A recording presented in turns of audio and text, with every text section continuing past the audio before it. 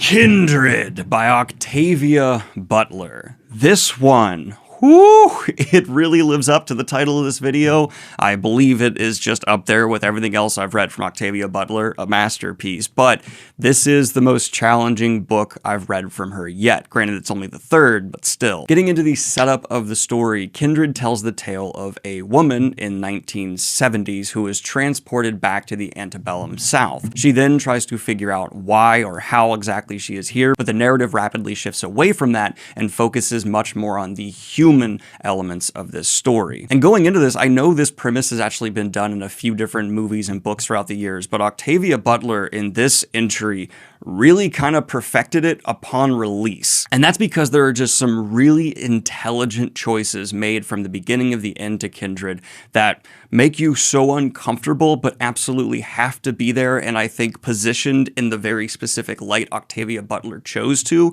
for the overall themes and ideas to resonate, because obviously the themes covered within this story are going to be difficult and filled with nuance. And to help balance that out, Octavia Butler decided to put the main character Dana in just a series of situations that feel damn near close to hell. And it was such a good decision for Kindred not to focus on the sci-fi elements and try and get bogged down in like answering why these things happen to the main character, and instead just get through the actual story of what unfolds in the past and the brief respites they get when they come back to the present. It's one of these things where if you started getting into like the nuances of exactly how and why this person is time traveling, it would just start raising more questions than you want happening in the narrative. So spot on to just be like, it's happening because relatives. Now let's go. Hey. What? Ooh, I'm a spooky ghost. I'm gonna stab you with this pen. Ooh. Oh my god. Yeah, you're so scared. But like how? Like look at you. You clearly consume and use energy, right? Like you are a being that exists in this realm. In fact, I think the air got colder when you came in here. So like, are you soaking up energy from the world around you and that's how you sustain yourself? Or is the reason you're haunting me is killing me somehow? It's a little bit of the former, a little bit of the latter. You seem sentient enough, so do you want to be here and you're avoiding going away forever? Or is it more one of those situations where you aren't really sure of your motivations? It's not really a person, it's more location-based, but we're very geographic. I see you're also holding a weapon, so like, you can touch things. I'm not sure how I'm able to do that. Are you personally seeking revenge against me? Personal for me, but kind of like there's actually institutions on this side of stuff. And as you get deeper and deeper into Kindred, and that transition into just the experience of living the life our main character now has to live now, you begin unpacking themes around generational trauma, institutionalized oppression, and just the normalization of abuse and violence that was quite common back then. And with Octavia Butler, nothing is ever simple, and with a concept that comes with so much baggage of obvious nuance that needs to be taken into account when discussing these issues, she is absolutely the right author for the job. I even think her more held back prose style benefits the overall story for me personally, though I do know some people have an issue with just how clean Octavia Butler's writing can be. It's certainly not purple at all in my opinion. Subjectively for me, I think it would detract from that really dry experience that this should be. I don't think a story like this should be bogged down and trying to even make the horrific moments quote unquote beautiful, which is something I do advocate in more like enjoyable forms of horror, but this isn't horror, it's horrific. And I don't want these things to be made beautiful. I want them to hit me as close to the skin as they can, so I just feel the discomfort I should. And so for that reason, I really like the approach of the writing style of Kindred. If I had to take like one nitpick shot at this story, it would probably have to do with the ending. It's kind of abrupt, and there's a lack of satisfaction in some way, but even that I could argue is appropriate for what is being told here. And then, absolutely, we need to talk about maybe one of the best antagonists I've ever come across in science fiction. Our main character, Dana, is inexorably tied to the antagonist, Rufus, due to the situation set up within the story. He is the catalyst for her being dragged back to this time, and upon their first meeting, she saves his life, and then through subsequent meetings, we learn more and more about the generational trauma that so affects the person that this antagonist becomes. Through their treatment of other characters and liking of Dana herself, this antagonist becomes someone who is so vile, yet so close to the perspective we are following, that as a reader, you're left with that horrid feeling for someone this evil, that they are real. You don't want to admit it, but because of the nuances of their actions and knowing that people are really like this to this day in the world, you can even start filling in their presence on the page with your own discomfort with the worst people you've met in your life, because you will see those reflections. And I actually want to talk about the relationship between pro and antagonist and how it's set up and executed in Kindred more so than I did in my initial recording, because it is absolutely fascinating. On the flight out here to Utah, I downloaded the audiobook to Kindred and started just listening to it because I wanted to experience the story again, and wow, is there so much to unpack, because of course not only on just face value is this a story of a modern black woman being forced to go back in time and save a slave-owning awful person. Every time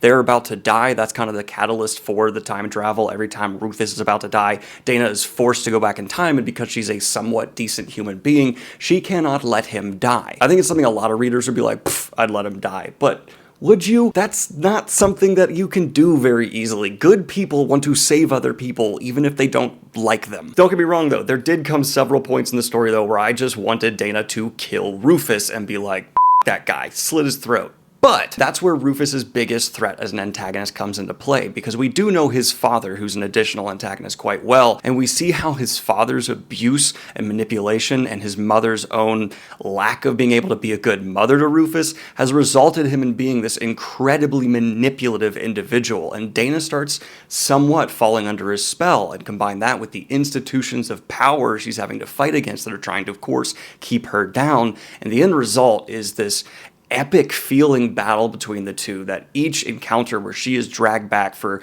longer or shorter spans of time to be around on this plantation and this awful man, it just feels horrid. Because Dana is never a bad person, but she does get worn away at a point and make compromises where you as the reader end up screaming like, no!